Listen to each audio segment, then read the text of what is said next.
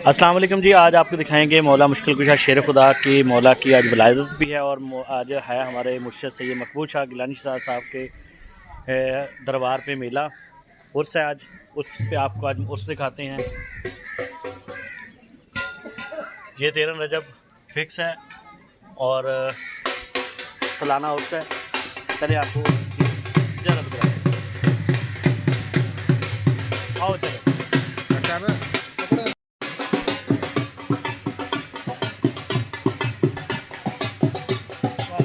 बहुत ही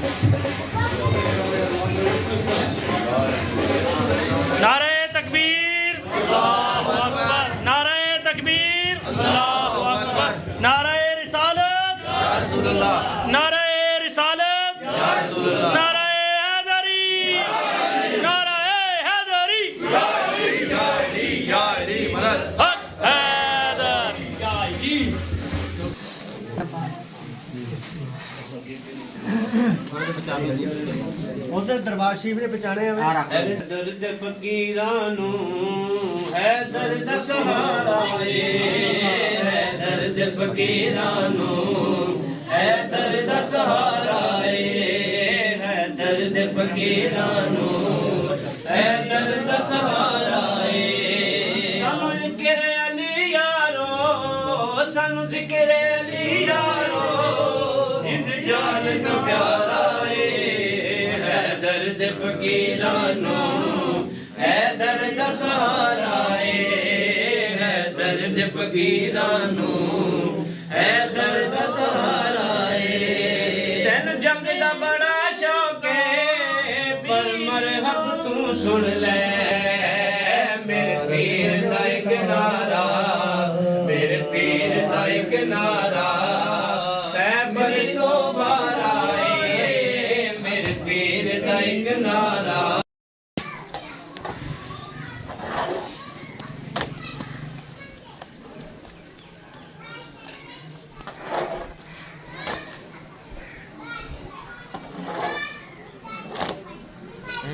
हो गई आ जा रहा जी कितने करना पाते नहीं जाता ਇਮਾਮ ਸਾਹਿਬ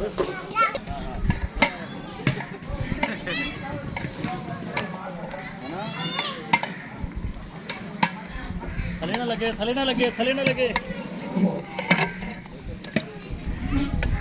नजदीक कर नजदीक कर नजदीक कर नजदीक कर मेरे कैमरे दे इधर इधर तेरे लिए है घबराना इधर नजदीक करी एक कच्चा है इन्हें पकाओ और खड़े हो गए माशाल्लाह माशाल्लाह क्या बात है ਇਹਦੀ ਲੈਟ ਵੀ ਦੇਖੋ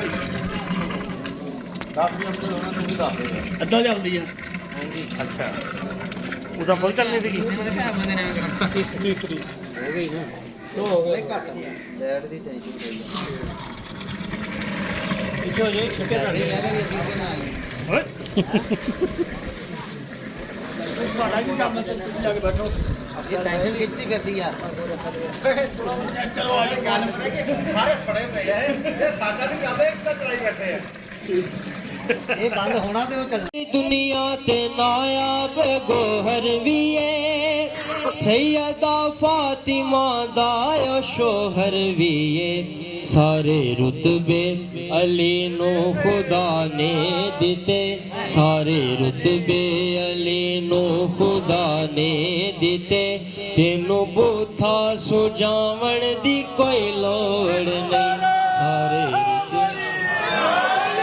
सारे रुतबे अली नो खुदा ने दिते तेनू बोथा सुजावण दी कोई लोड़ नहीं हर किसे नू तू बेली बनाया ना कर दोस्ती हर किसे नाल लाया ना कर जो मुहम्मद दे घर दा अदब ना करे जो मुहम्मद दे घर दा अदब ना करे ओनू घर विच बुलावण दी कोई लोड़ नहीं जो मुहम्मद दे घर दा अदब ना करे ओनू घर विच बुलावण दी कोई लोड़ नहीं और तेरे सजदे नमाज़ां तो मैं हाँ फिदा याद रख लई मेरी गल तू है दोस्ता जे तू सड़ना है